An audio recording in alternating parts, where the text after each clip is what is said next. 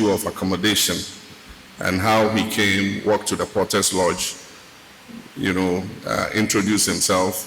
They checked his name on the list. He was handed his room key, and it was so easy to get accommodation through the period of the course. Today, most of our students have to live outside campus and travel to lectures every day. There have been a few unfortunate incidents where students have either been knocked down by vehicles and have died, or in a few cases been attacked by armed robbers and unfortunately lost their lives. It is preferable that we have as many of our students living on campus or as close to campus as possible. And that's why I was telling the Vice Chancellor a little good news. When I went to Singapore, we signed an agreement for a 10,000 student hostel in the University of Ghana.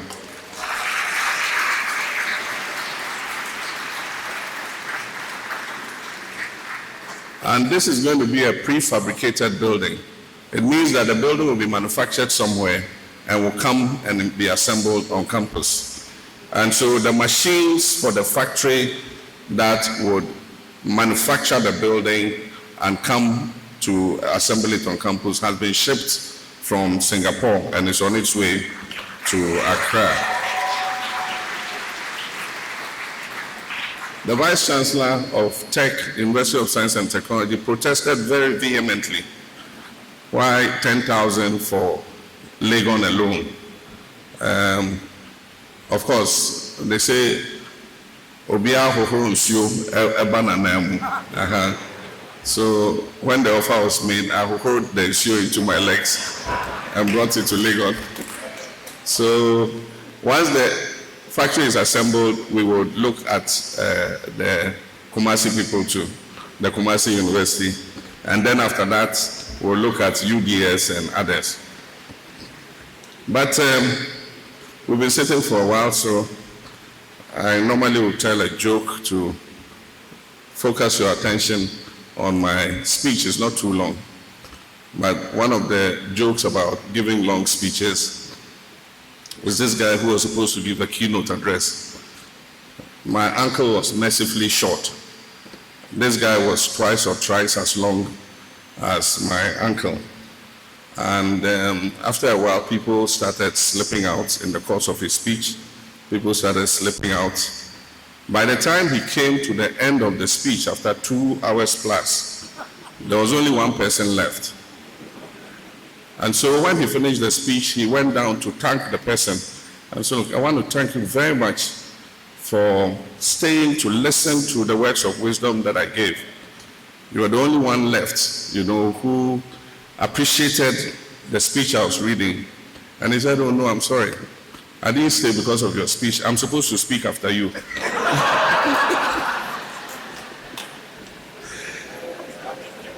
And so, having loosened your stress and earned your attention, I will inflict on you the relatively short speech that I brought with me. It is both an honor and a privilege to join you at this 77th annual New Year School and Conference, a national intellectual tradition that for over 7 decades has provided Ghana with a rare space for reflection, evidence-based debate, and policy influence. I commend the School of Continuing and Distance Education of the University of Ghana and all partners for sustaining this invaluable national institution. This gathering opens not merely a new year, but a season of national introspection. It invites us to interrogate where we are, how we got here, and most importantly, where we must go together as a people. And I want to give my highest commendation to my uncle Ishmael Yamson for doing very good justice to this topic. But most important, the longevity and relevance of this conference affirm the enduring role of academia in shaping Ghana's democratic and development journey. The theme, Building the Ghana We Want Together for Sustainable Development, captures both our collective aspirations and our shared responsibility. Ghana stands at a defining crossroads. After nearly 7 decades of independence, the question before us is no longer whether we can govern ourselves, but how well we govern, how equitably we grow, how sustainable our growth is, and how resilient we can build our nation. It is important to note that the Ghana we want cannot be built by any one individual or single administration. It requires partnership, it requires discipline, innovation, and national consensus building. It demands that we move beyond rhetoric to implementation, beyond short-term fixes to long-term solutions, and beyond narrow interest to the national interest. Growth and consolidation must be permanent. We must continuously strengthen state institutions, continuously grow our economy, and consolidate accountable governance. We cannot build the Ghana we want if the progress made under one regime is reversed under another. Our economic development programs must be medium to long term. We cannot build the Ghana we want together if after every regime change, economic development programs are discarded and replaced with entirely new ones. Our progress as a nation must transcend political seasons. And this is why I've decided to make this second mandate, so graciously granted to me by Ghanaians, count. I've pledged, you can clap if you want.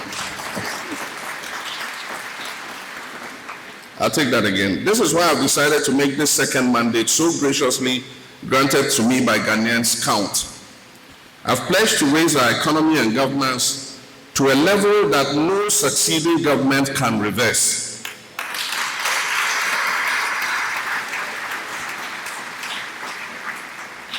In a region where democracy is backsliding, we must demonstrate that democracy works and that our people can have faith in their leaders to uphold their interests and create opportunities for national prosperity.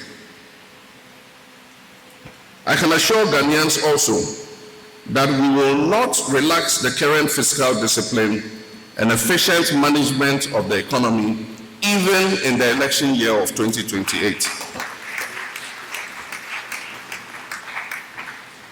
Madam Chairperson, I have just 5 short pillars in which I discuss the theme for this occasion. A sustainable Ghana must rest on a productive, diversified, and resilient economy, one that is capable of withstanding shocks while creating opportunity for all. Our development model must decisively move away from excessive dependence on raw material exports towards value addition, industrial production, and knowledge-based enterprise. We will roll out a policy this year that requires value addition to our minerals, to our petroleum and agricultural products before export. It is in this context that my government has placed the 24-hour economy and accelerated export development program at the heart of our reset agenda. This program is not a slogan, it is a structural transformation strategy to extend productivity beyond daylight hours, deepen manufacturing, support logistics and agro-processing, and create millions of decent jobs across the value chain. This can only be achieved in an environment that is conducive to investment. And this is why my administration has moved quickly to implement the urgent reforms that are required to stabilize and grow our economy. We've achieved measurable success, including a stable currency, touted as the best performing in the world for the year 2025, inflation falling from 23.8% at end of 2024 to just above 5% by the end of 2025. Debt falling from above 66% to GDP at the end of 2024 to 45% of GDP at the end of 2025. And foreign reserves rising from $8.9 billion at the end of 2024 to $13.8 billion at the end of 2025. Madam Chairperson, we're investing massively in improving our infrastructure. And this year, we invested more than $13 billion in our Big Push program. In 2026, we have allocated a whopping sum of $30.8 billion for the Big Push program. This will see massive improvements in our road network, in rail, in aviation, in health, in education, in agribusiness, and manufacturing. And one of the iconic projects under our Big Push is going to be the Accra-Kumasi Expressway.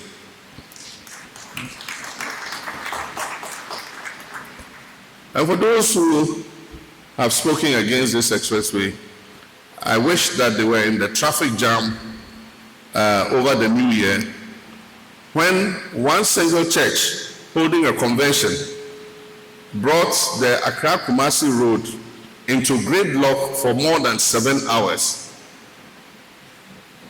Accra is the biggest city in Ghana and the capital. Kumasi is the next biggest city in Ghana. And the traffic between these two cities, it's a shame that we have a single lane road linking our two major cities. This will be a thing of the past, and I'm looking forward to cutting sword.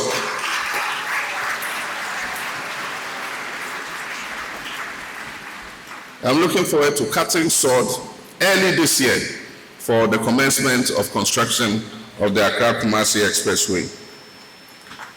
Early this year too, I will inaugurate the task force that will begin the demarcation and design of the Green Digital City.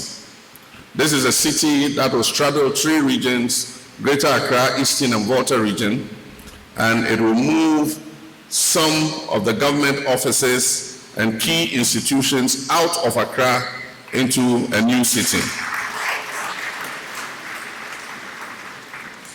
This will help to decongest the capital, Accra. And for those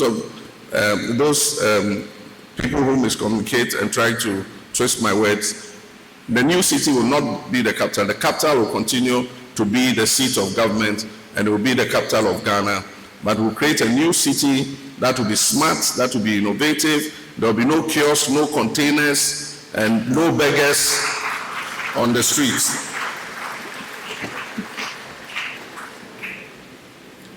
Madam Chairperson, distinguished ladies and gentlemen, we're strengthening domestic revenue mobilization, restoring fiscal discipline, rebuilding confidence in the financial sector, and supporting indigenous enterprises to grow.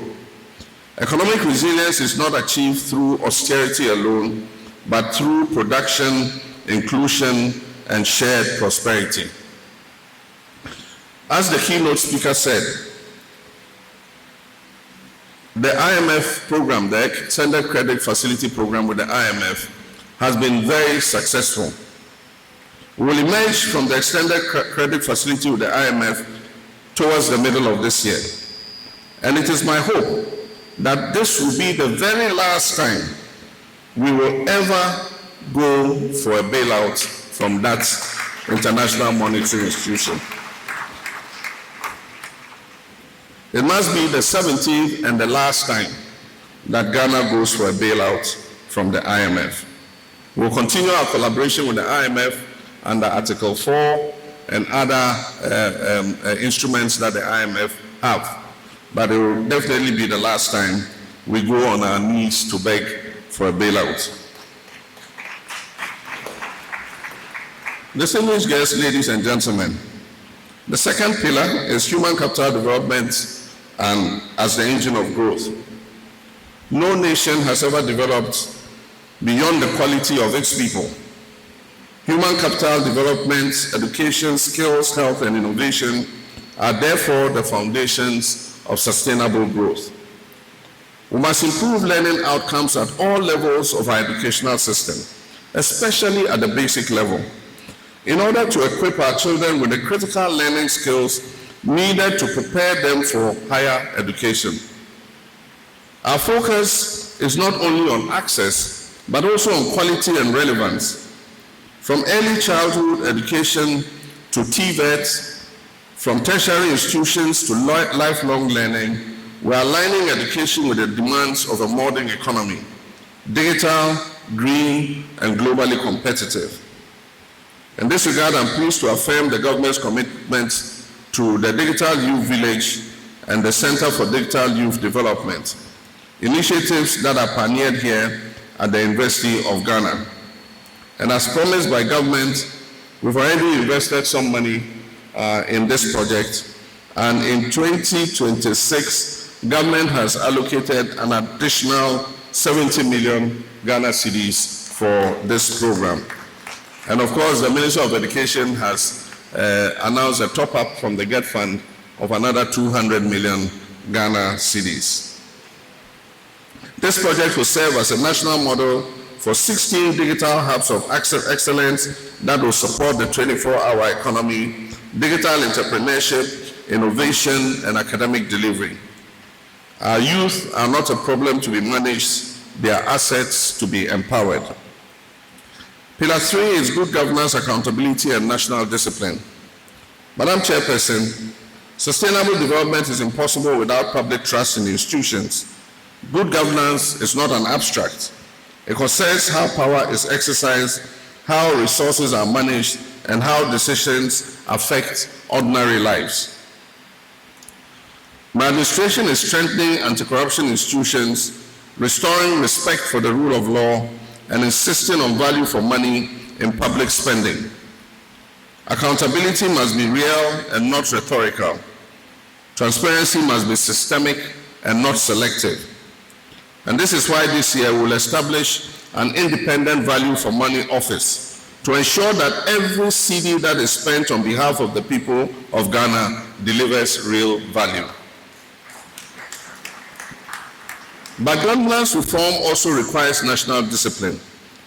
A culture where rules are respected, public resources are protected, and civic responsibility is embraced. Development is not delivered solely by government. It is sustained by citizens who believe in the systems and contribute to its success. Leadership must lead the way by example. We publish the code of conduct to guide public officers, ministers, and others in their day-to-day behavior. We will this year pass the Code of Public Officers Bill, which is currently in Parliament. This bill will codify the requirements for accountability by public officers. And so it will no longer be moral suasion, it will be law, and you have to abide by the law.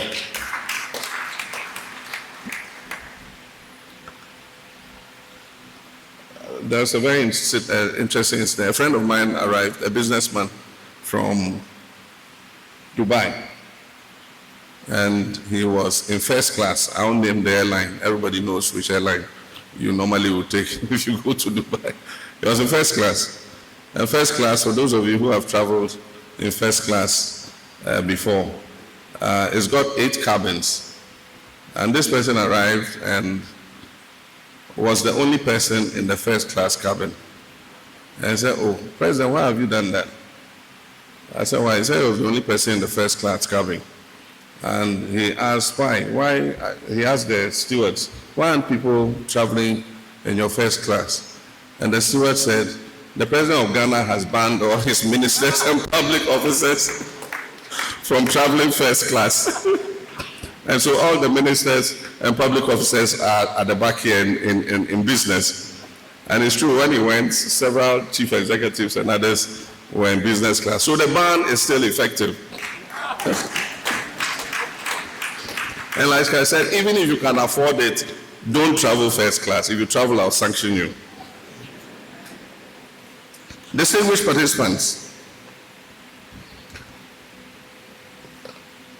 I received the report of the Constitutional Review Committee recently.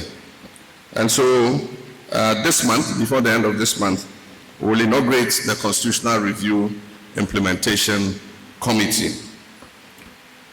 When the Constitutional Review Implementation Committee is established, we'll engage with all political parties and stakeholders to assist the CRIC to advance the recommendations that were contained in the Constitutional Review Committee report. The fourth pillar I want to talk about, distinguished participants, is on environmental stewardship and climate resilience. And I think our uncle Ishmael Yamson talked on that very much. We cannot build the Ghana we want while destroying the natural foundations of our future. Environmental degradation from illegal mining to deforestation and pollution poses a direct threat to food security, water systems, livelihood, and public health. Our development path must therefore be climate smart and environmentally responsible. We're implementing sustainable mining practices, protecting forests and water bodies, and investing in renewable energy and strengthening climate adaptation for vulnerable communities. I want to commend the Minister of Lands and Natural Resources in the fight against galamsey. It has so entered the fabric of our people that it's not been an easy fight. Communities have mobilized to attack, the task force when they have gone to enforce the ban on illegal mining. And so I'll encourage the task force, the minister, the Environmental Protection Agency, all of those involved in the fight against illegal mining, please don't give up. There are some positive results beginning to show. Recently, during the Christmas, my house was like the Makola market. Every person who knows the family, friends, business people, everybody wanted to come and spend a few minutes wishing us Merry Christmas. And so on 25th, the house was full, outside the cars parked all the way to the main road, and everybody coming to take just a few minutes of our time to wish us Merry Christmas. And so Madam Lodina said, we cannot take this stress, and so pack your bag, I'm taking you out of town. And so we ran away to a place called Crown Forest, where they have some zebras and giraffes. And I was telling Uncle Ishmael Rampton, for the first time in 2 years, I slept at 9 o'clock in the night and woke up at 9 o'clock the next morning. And it was a very peaceful, serene environment. But why I raise it is that when you go to where they have the animals, you cross a stream. And before we crossed the bridge, I asked them, which river is this? They said it was the Ayinsu River. And he said, if you had come here 6 months ago, this water was the color of coffee. He says now is the color of light Milo. And so, it's getting better. And so we appreciate the work that NIMOS and the river guards are doing. Apparently, the river guards had operated upstream where the mining was taking place. And so it had changed the color of the water. And so that's why I'm encouraging you to keep up the fight and even strengthen it even more. Development and environmental protection are not exclusive goals. When properly managed, they actually are mutually reinforcing. Pillar 5 is inclusion, cohesion, and shared national purpose. A divided nation cannot sustain development. The Ghana we want to build together must be inclusive, cohesive, and fair, where no region of the country is left behind. No gender is marginalized and no generation is excluded. We passed the affirmative action law, and I must admit ashamedly that we are behind. We are falling behind the targets of the affirmative action law. We must accept that our female gender is equally as qualified and capable of running public office as the male gender. Next time when we decide to constitute the governing boards of state institutions, we will put a caveat there that says that at least a certain percentage must be women. Because most of the governing boards have institutional representatives.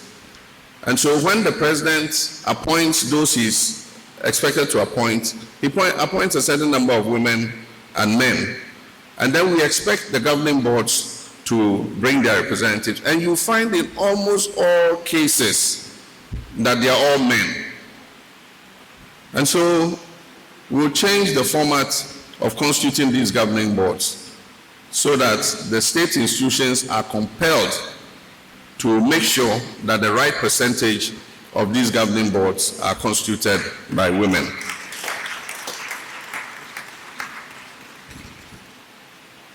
Inclusivity must be reflected in resource allocation, in infrastructure development, social protection, and leadership opportunities. Progress must be measured not only by GDP growth, but also by reduced inequality, improved social mobility, and improved quality of life.